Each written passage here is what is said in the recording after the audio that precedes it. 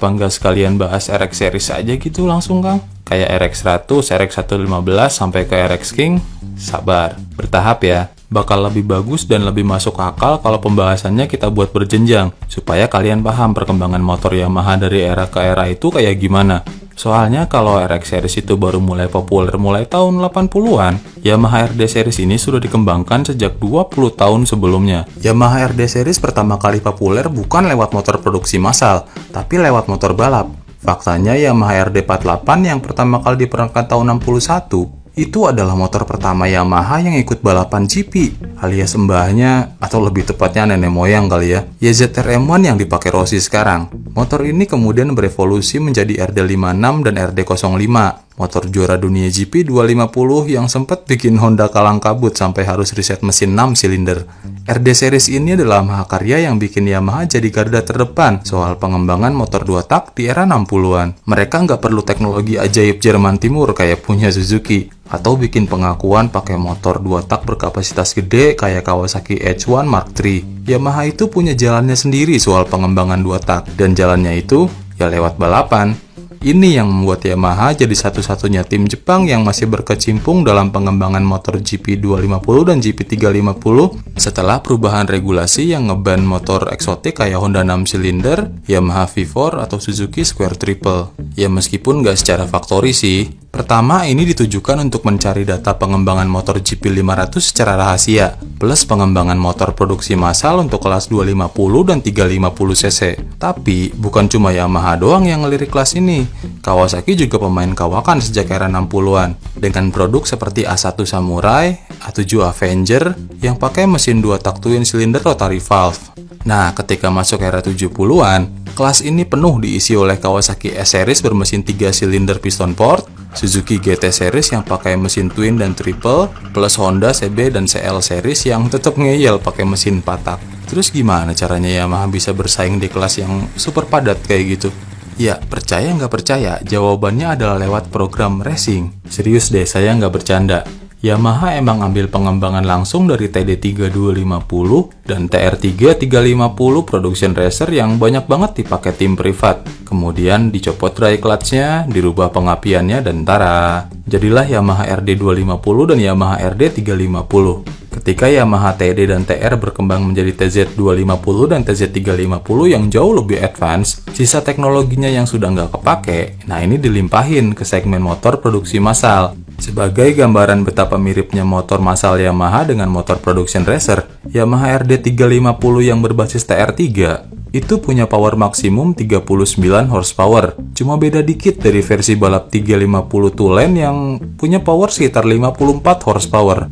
Efeknya, yang minat beli RD 250 dan RD 350 kemudian dipasangin part limbahan dari tim private itu banyak banget, karena potensi powernya ya emang bikin ngiler. Selain soal racing, poin penting lain kenapa Yamaha RD series bisa begitu populer adalah karena motor ini sudah pakai teknologi reed valve, atau yang saat itu dikenal dengan nama Yamaha Torque Induction.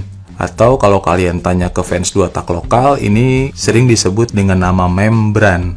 Nah, ini adalah versi modern dari mesin 2 tak piston port tradisional yang kayak dipakai di motor Suzuki GT Series dan Kawasaki Triple. Sesuai namanya, reed valve ini bisa mengubah karakter torsi mesin 2 tak jadi lebih ngejambak tanpa harus ribet setting piston port. Plus bisa disetting lebih efisien juga soal penggunaan bensin dan oli bakar dibanding yang pakai piston port tradisional. Ditambah dengan tenaga top end tinggi ala motor balap, nggak heran Yamaha RD Series sempat jadi idola di pasar Eropa. Bahkan di Inggris, RD Series ini sampai punya fans loyal tersendiri loh di sana. Gimana buat pemula? Tenang, Yamaha juga punya RD 125. Tapi ini bukan RD 250 yang silindernya dicopot sebiji loh ya. RD 125 tetap pakai mesin 2 tak, 2 silinder, reed valve, berpendingin udara dengan tenaga yang mampu tembus 17 horsepower dalam kondisi standar ting-ting. Bahkan Yamaha juga sempat bikinin versi 50 dan 100 cc khusus untuk pasar Jepang. Nah, RD series yang versi 125cc ini pernah masuk secara resmi ke pasar Indonesia dengan nama RX 125. Motor ini dulu harga dan speknya tinggi banget buat ukuran orang Indonesia, makanya sekarang populasinya langka. Kalau masih ada yang pelihara dalam kondisi yang prima dan masih grass, wah ini respect banget. Oh iya, jangan ketuker sama Yamaha AS1 atau AS3 Twin ya, soalnya beda kasta produknya. Nah, jadi kalau masih ada yang ingat gimana bentuk RX100, RX125 Ankle, atau RXK135 awal-awal, nah ini nih, RD series yang jadi basis pengembangan modelnya. Cuma mesinnya aja yang disesuaikan dengan pasar masing-masing. Sewaktu pabrikan Jepang lain all out, fokus ke segmen superbike 4 tak dan seakan melupakan kelas mid-level, Yamaha jadi satu-satunya pabrikan yang tetap fokus mengembangkan RD series di kelas 250cc dan 350cc. Masuk ke era 80-an, selain upgrade tampang pakai monoshock, velg casting, dan rem cakram double disc, mesinnya juga dirombak pakai pendingin cairan alias liquid cooled, yang disingkat LC, dan bikin namanya juga berubah, jadi RD250LC dan RD350LC. Upgrade pendinginan mesin ini membuat power RD350LC tembus 47 horsepower dalam kondisi standar, sementara versi 250cc-nya RD250LC bisa melawan RD350 lawas karena powernya tembus 35 horsepower. Kalau diperhatikan, ini juga sekaligus membuat konsep RD series tetap konsisten, yaitu identik dengan motor production racer Yamaha versi lawas. Dalam kasus ini, RD series mencontek TZ250 dan TZ350 racikan tahun 70-an. RD series bermesin liquid cooled ini bukan cuma makin diminati di pasar Eropa, tapi juga mendapat permintaan tinggi di pasar Amerika. Di Amerika, RD series ini namanya berganti jadi RZ series, persis kayak cerita RX series di Asia Tenggara dan di Indonesia juga. Nah, ngomongin pasar Asia, Yamaha saat itu juga punya RD125LC untuk kelas entry level, motor yang saingan sama Kawasaki AR125, atau yang di Indonesia itu namanya Binter AR125. Ini motor kenceng dan canggih loh dulunya, 2 tak 125cc reed valve versus rotary reed valve. Powernya keduanya itu bisa di atas 20 horsepower semua. Sayang, harganya juga ikutan canggih. Oh iya, kalau ada yang bertanya kenapa sih Yamaha RXK atau Yamaha RX135 CBO itu ada barong headlamp tambahan? Aha, nah tinggal lihat aja tuh gimana model lampu kakak tertuanya. 3 tahun berselang pada 1983, Yamaha kembali memberikan upgrade besar-besaran di bagian mesinnya. Kali ini bukan cuma tambahan pendingin cairan, mesinnya ini juga ditambahin YPVS alias Yamaha Power Valve System, atau yang bahasa Indonesianya mungkin sering kalian dengar pakai sebutan jambakan setan. Ini membuat namanya secara resmi berubah dari RD350LC jadi RD350LC YPVS, dan begitupun versi 250-nya jadi RD250LC YPVS.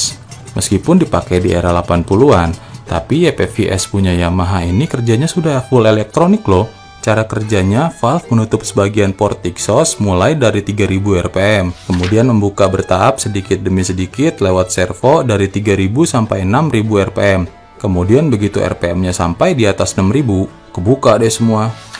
Berkat teknologi ini, plus tuning yang lumayan canggih, Yamaha RD350LC YPVS atau RZ350 di pasar Amerika mampu tembus hampir 60 horsepower, alias masih lebih kencang dari beberapa motor 600cc keluaran era 2000-an.